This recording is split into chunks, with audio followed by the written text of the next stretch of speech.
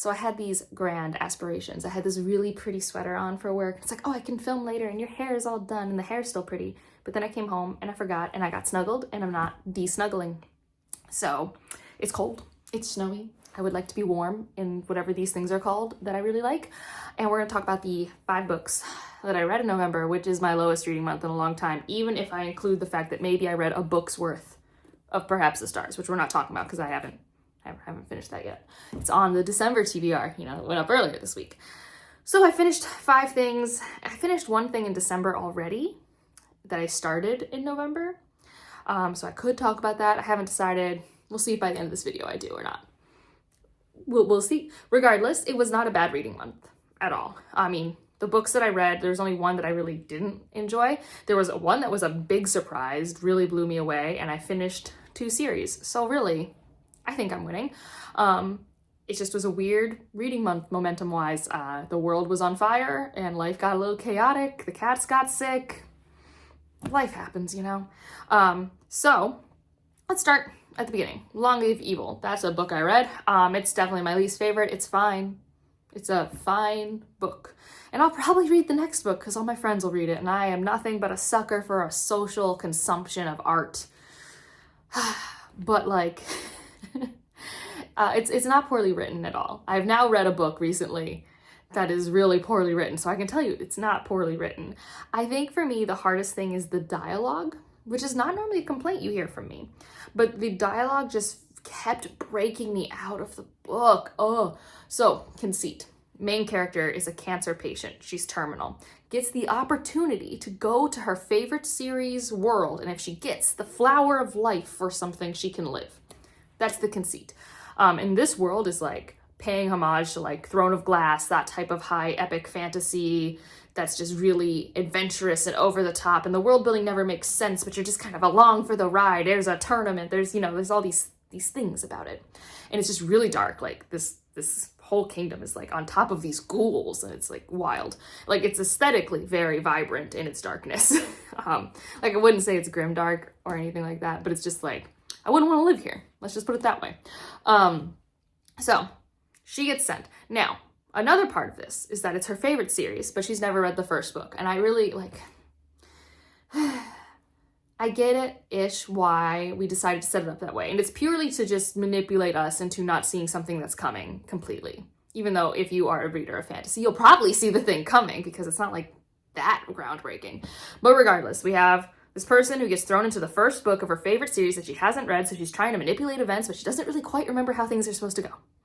And there goes the story. Now, I feel like she talks completely differently in this world versus herself in the contemporary world, but still talks contemporary, and that's my dissonance. It's not that people are speaking contemporary in our pseudo-medieval fantasy space. It's that she's not even talking like how I thought she was talking in the first couple chapters. And there's this obsession with the cliche of villainry, and I'm just I don't believe you, and maybe I'm not supposed to, and I do come around on her. By the end of the book, I'm a little more on board, probably because she's a little more on board with her situation and what it all means.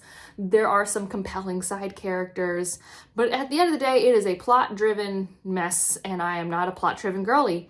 And the characters start to sort of feel like something, and also if you're new here, I started this earlier this year, put it down because I'm oh, this is not a romantasy, because it's not.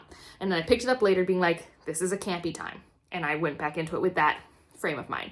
And what's interesting is I probably should like this a lot because it's got never-ending story vibes written all over it. I'm curious if my predictions about why the setup is the way it is are true. And I'm linking it a lot to Neverending Story, which I learned a lot of my friends hadn't seen. And how have you not been traumatized by the horse that got to be drowned in the swamp? That was just me. I had to suffer alone. Anyways, if you have not seen that movie, adult or child, trauma, so much trauma, great movie. Anyways, Long Live Evil, it's fine. It's over the top, it's melodramatic, it's campy. If you can get past the dialogue, I think you'll have a better time, because I think that's just what kept jarring me out of it. I was just this is not how anyone talks in your world or this world. This isn't how people talk. It's not how you talk. So I just kept getting so annoyed by it. And then I just kept getting annoyed that there's just a thing It's her favorite series. She has a favorite character. And I don't want to spoil anything, but like, if you've read the series, you now understand with those sentences why the ending of this book is just... Anyways, moving on. What did I read next? The Lotus Empire.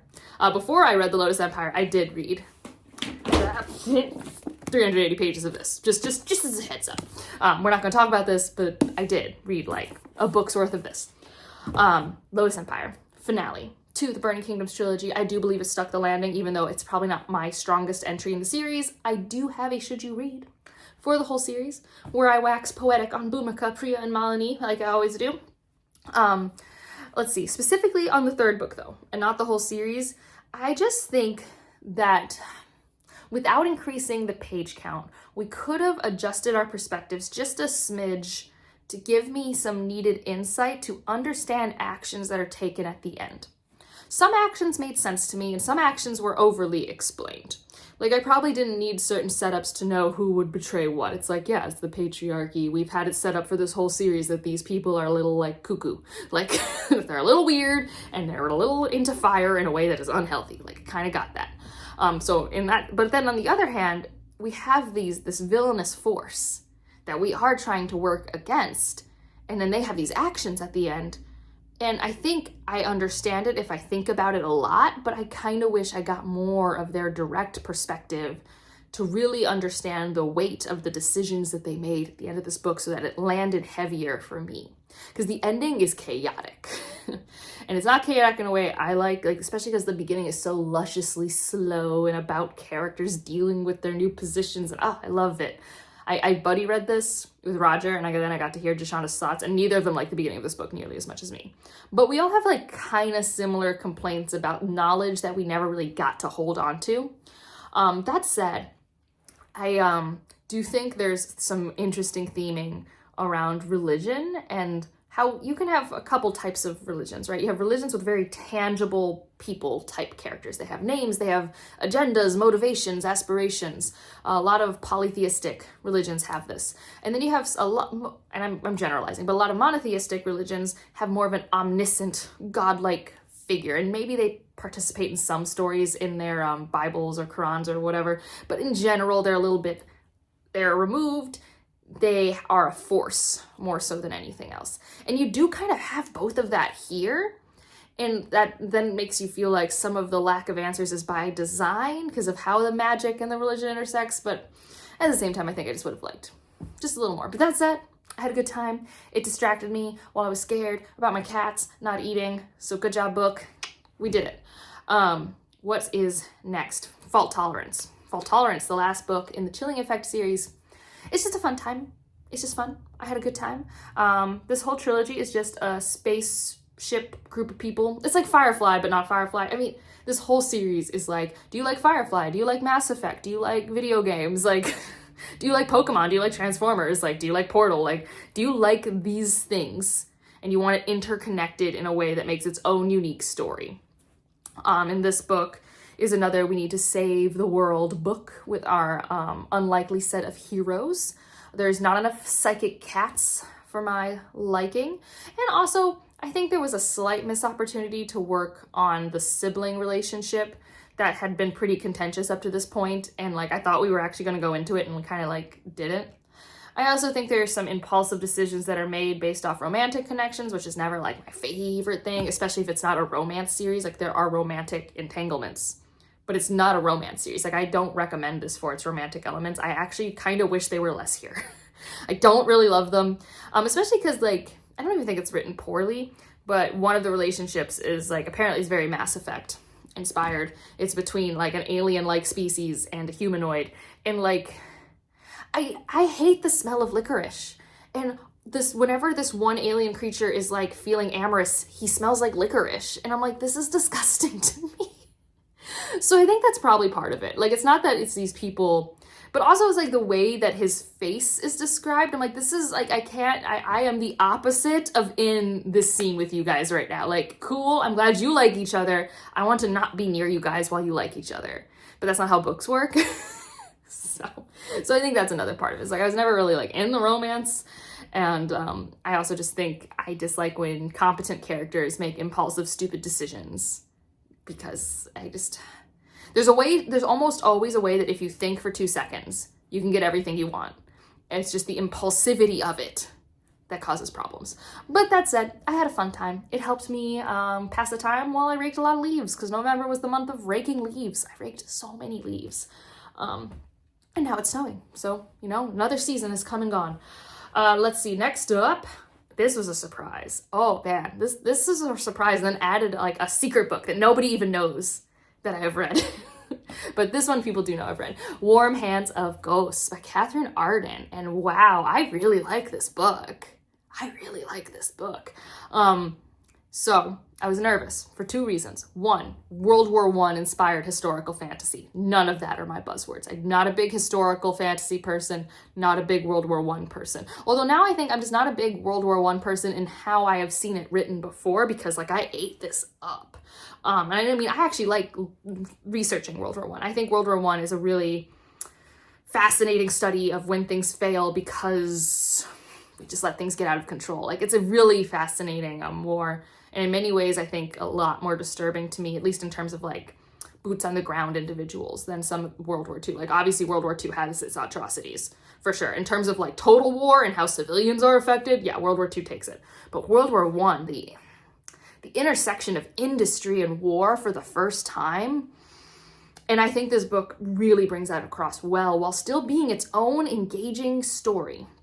We have this mystery this entire time. What happened to her brother? And you actually get point of views from her brother in the past. So you have 2 point of views. You have Laura and her brother. I think his name's Freddie. And Freddie's our past catching up to our current timeline, and Laura's our current timeline. And we start in Canada with her, and he's always, he starts in the trenches with him over there. And I love these 2 people who are so traumatized by the war that they have been in, because they have both suffered a immense amount of physical harm. Like, she went back to Canada because she got blown up in a hospital that was purposefully placed by arms, because they were like, well, they'll never bomb a hospital. It's like, have you met war? Have you met them? And so she only goes back to try and learn more about her brother Freddie, but they both have this trauma, and they both have lost so much, and they're trying to rekindle connections, form connections, maintain connections. And I think I'm a connections person. I love interpersonal character stuff. So I ate all of that up in every aspect, and I think they're done so beautifully. There are moments that when you are reading this book, like if you're like zoned in as I was, it's just like, oh, you don't know how you feel about this person yet, but I can see that. Oh, I'm excited for you to find out. And like every time that happened, I loved it. I really liked the voice of Laura. I thought she was really great, really competent individual. I like competent characters. And I thought, again, Catherine Arden did this in Winter Night too, the intersection of old and new. Like with Winter Night, it's more about old and new religions, pagan versus Christianity, and, transitioning Russia into its fuller empire versus its kind of like smaller vassal areas. It's kind of that sort of like changing of the guard situation. And this one is obviously going from the 19th century to the 20th century with industry and war. And how does that intersect with some folklore in the region? And I thought that was done really well. Very horror, very mysterious. Like, I know this is a fantasy, and I still wouldn't give this to a horror reader, but I like it because of its unsettling qualities. I like it because the war is so gruesome without being sickening. Like, in some ways, it's like, I've definitely probably read descriptions that are worse. But in the ways that this is written, like small details. So Laura's a nurse, and she talks about her hands and like the tissue damage in her hands and how it happens. It's like, you never really think about it. This is before we have disposable gloves. So when you're working on someone, you have a cut, you're working on them, you get infections in your hand. Like, there were just little things like that. When we're traveling with Freddie, the landscape is beyond bleak.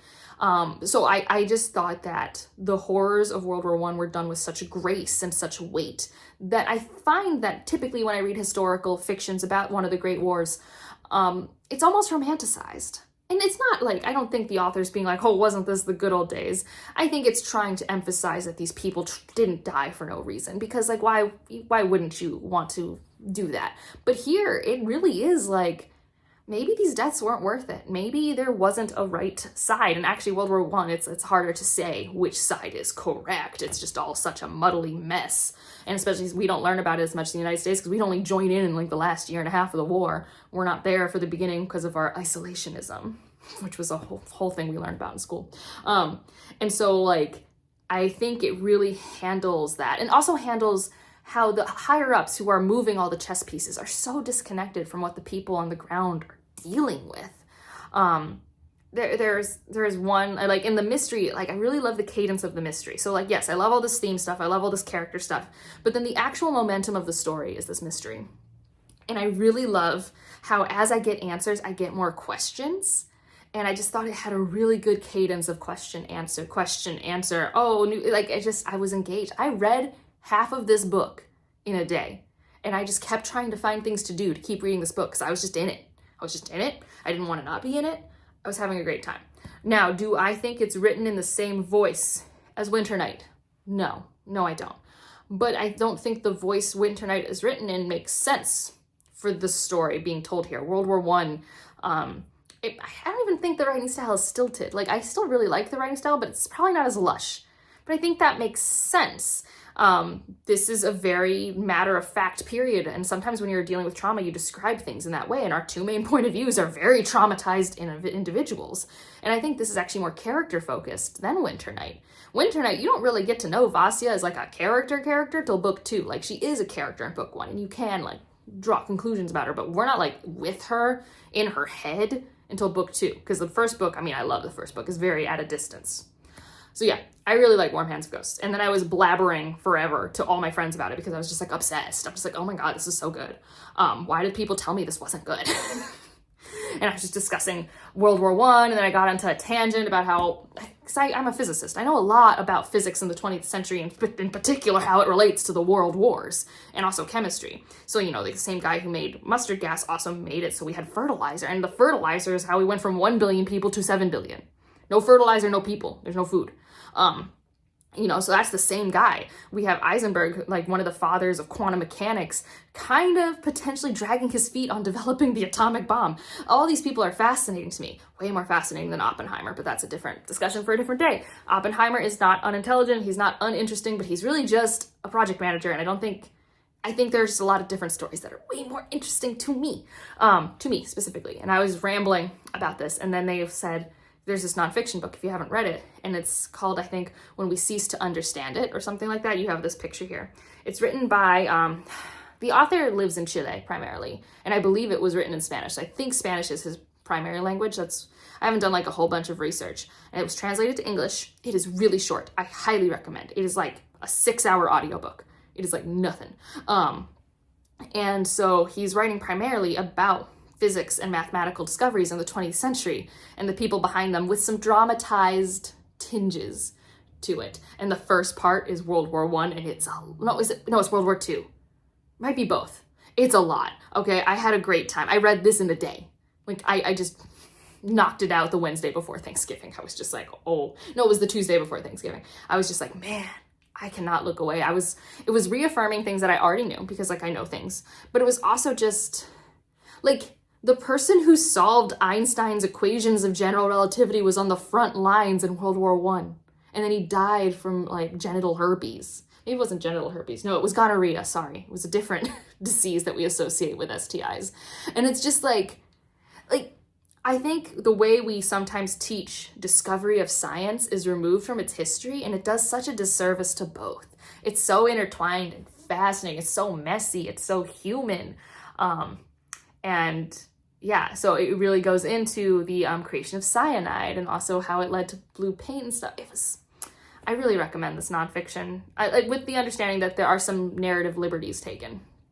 But it goes into Schrödinger. It doesn't really go into Einstein. It goes into Heisenberg. It goes into a mathematician.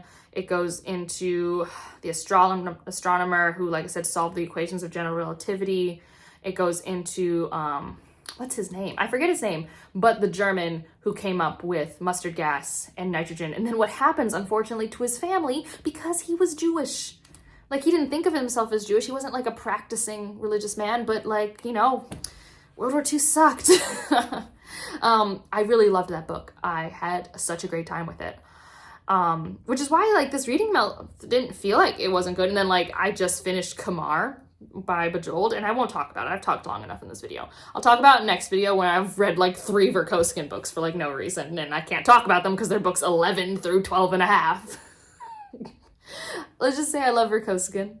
Right now, I will throw it in anyone's face. Everyone should read Verkoskin. It's so good. The payoff has been so good. I'm in like a peak moment for me. I am like right in this. There's so much payoff for a lot of work we've put in. And I'm just having a blast. Anyways, that's this wrap up. What did you read? Do you have thoughts, disagreements, affirmations? If you just want to leave an emoji to let me know you're here. Goodness, what is a good emoji? Man, I've read a lot of depressing things. I'm trying to think, like, we've already done stuff for Lotus Empire and Warm Hands of Ghosts, but a physics thing. Do a physics thing. I don't know what that means. It could just be a number, for all I care. What if you think physics? What emoji do you associate with that? Otherwise, like if you liked it, subscribe if you want to, and I'll see you in the next one. Bye.